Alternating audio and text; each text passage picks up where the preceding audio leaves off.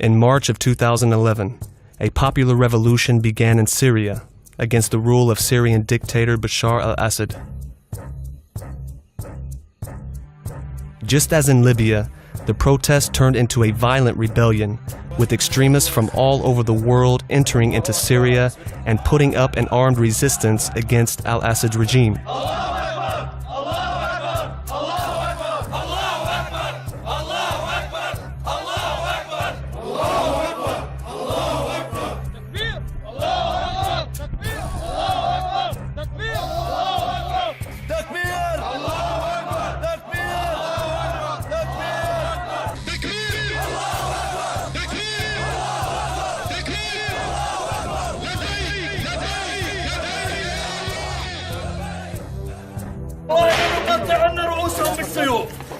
ولنجعلن الأرض والله تقذف جثثهم والله. الله حيا! لا رحمة للكفرة وخونة أبو بكر الصديق. ويحكم 5% سندوسكم في بقرنا. رسالة من أبو حفص. وين رحت؟ رسالة إلى الشعوب العربية المسلمة. بسم الله الرحمن الرحيم. إن الحمد لله ليس الحمد لكم يا عباد أمريكا وروسيا، يا خنتم الشعب السوري والمجاهدين. ألا تعلمون إن شعبا قادر أن يتحدى العالم كله؟ أنتم تضحكون علي. أين صواريخ ستريلا وإيجلا التي تقذف هذين الشياعات؟ أنتم خونوا وخنتم الله والرسول. والله لنقاتل بالسيوف، لنقاتل بالبنادق، لنقاتل في الحجارة. والله إنا منتصرون ونقطع رؤوسكم بهذه السيوف. هذه بلاد الشام اللي وعد بها رسول الله.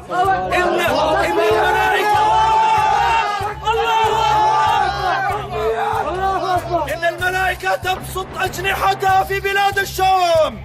إن الملائكة تبسط أجنحة بلاد الشام. اغربوا عنا، نحن سنجاهد، نساؤنا ستجاهد، أولادنا ستجاهد.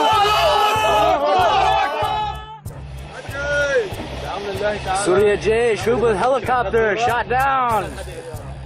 خلينا فوقنا. نحن وصلنا الطيارة تقريبا. Let's go get them. يلا.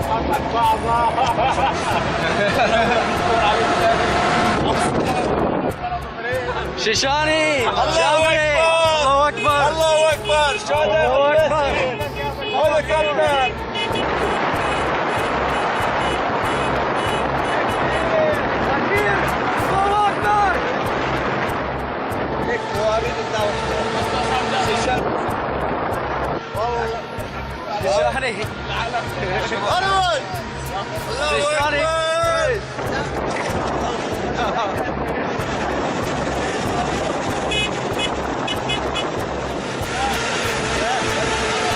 Blast these fools. We're gonna smoke them. Every day, all day.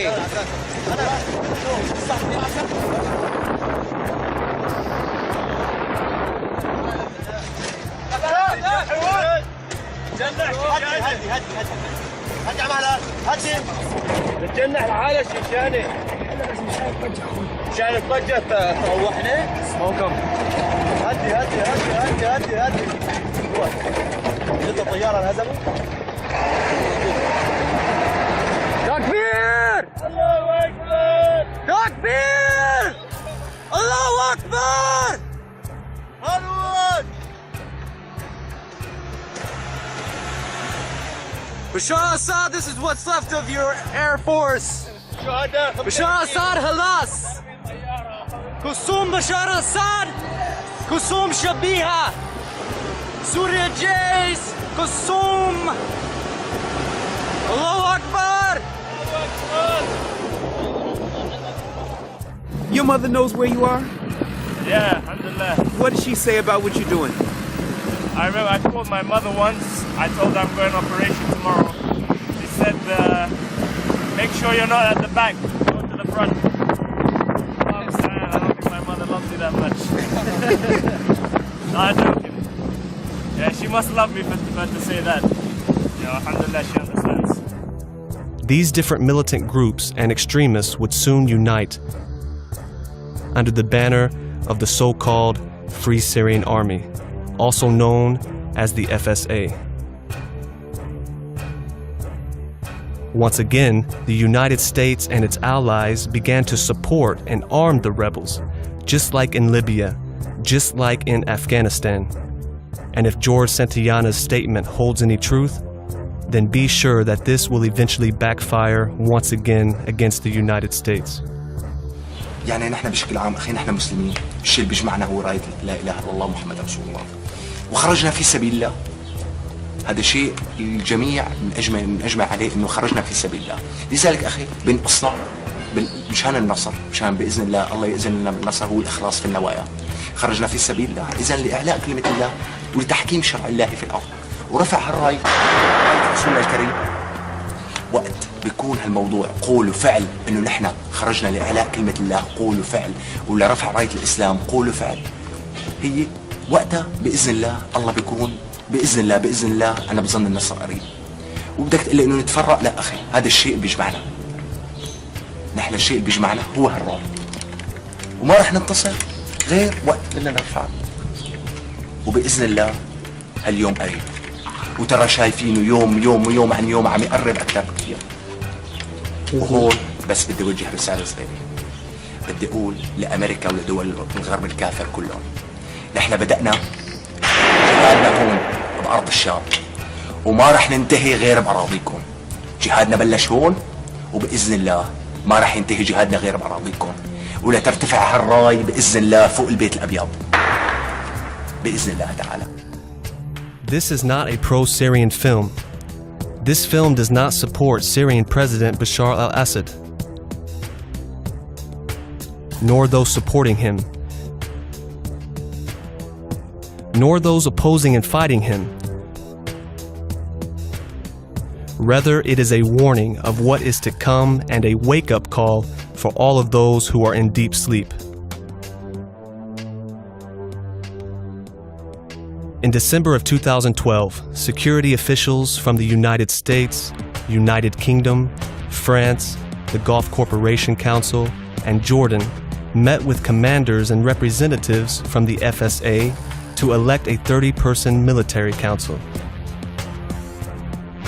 Although sources prove that these nations have been covertly funding and providing logistical support for the FSA since 2011, the collaboration became more apparent in May of 2013, when Senator John McCain from the United States secretly entered into Syria to meet with the FSA, to hold meetings with its commanders to try to enforce a no-fly zone in Syria, while the FSA requested anti-aircraft support and heavier weaponry for the rebel group. Let there be no doubt that the threat of chemical weapons is real. I note this morning's headline from the Associated Press, and I quote, Israel's military intelligence chief says Syria's Assad readying to use chemical weapons. Madam President, I ask unanimous consent that that article be included in the record from the Washington Post. Without objection. Meanwhile, Russia continues to ship heavy weapons to Assad, including, as senior Obama administration officials have stated, the very helicopter gunships that the regime is currently using to bomb and shatter civilians. As the United States and the international community stand idle, the consequences are clear. Syria will become a failed state in the heart of the Middle East, threatening both our ally Israel and our NATO ally Turkey. Where Bashar al-Assad believes he is winning on the battlefield, he has no incentive to stop fighting and negotiate. Our European powers, led by the French and British, seem to understand this clearly, which is why they are urgently working to persuade their allies to lift an embargo on supplying arms to the Syrian opposition. They understand that only a change in military power will bring this conflict to an end. The Syrian opposition needs our help to change the balance of power on the ground. I've had the honor of meeting one of the key leaders of the Syrian opposition, led by a named Sheikh Al-Khatib, the president of the Syrian National Coalition. Sheikh Al-Khatib and the National Coalition are doing everything the international community asked of them. They've worked to bring together credible, moderate members of the Syrian opposition. They're building institutions, both civilian and military. And while the United States and our partners deserve credit, in in helping and pushing them to do so. When the opposition coalition asked responsible nations for support, when they asked us to help them in coordinating the distribution of aid, governing the liberated areas, and ultimately forming a transitional government, when they ask us for this assistance, what have we done for them? Next to nothing. Beyond providing arms to the opposition, we have other capabilities at our disposal that could make a decisive difference on the ground and save lives. I'll just give you two examples. NATO has deployed Patriot missiles batteries in Turkey that are capable of shooting down Syrian aircraft as far south as Aleppo. We could establish a limited no-fly zone using these systems, and believe me, after the first few Syrian aircraft are shot down, I doubt Assad's pilots will be lining up to fly missions anymore. Another option would be just to destroy Assad's aircraft on their runways with cruise missiles and other standoff weapons. Either way, we can take Syrian air power off the table. Later sources proved that the group Senator John McCain met with were responsible for kidnappings of Shia pilgrims. So I know that you are a member of the Foreign Relations Committee. The question is, what do you think is the top priority in terms of foreign affairs for the United States? I think the top priority for the country, constitutionally, historically, and appropriately, is defense of the country. That's what we're supposed to do in Washington.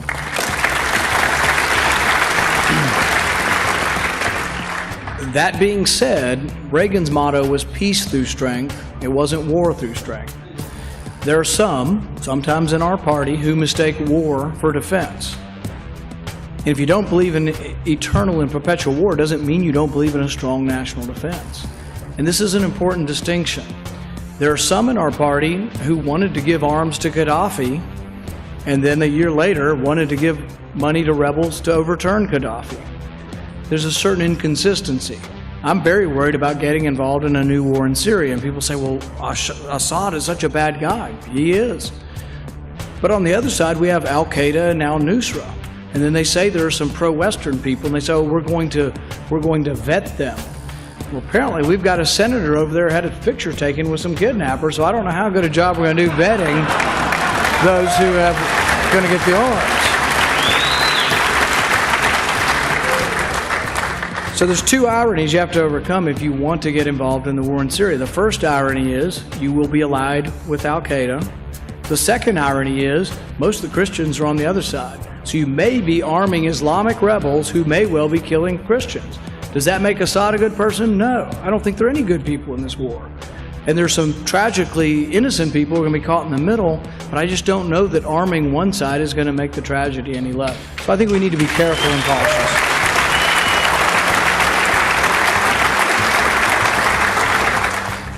It has become absolutely clear that there is a strong support for the extremists from all over the world that make up the FSA by the Western nations, mainly the United States.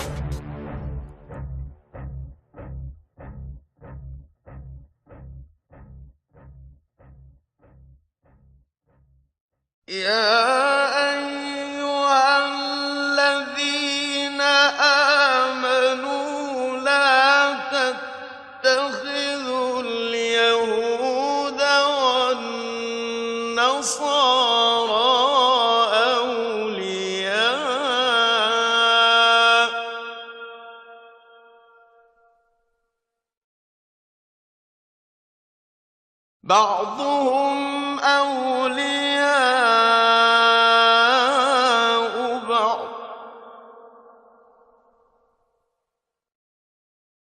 ومن يتولهم منكم فإنه منهم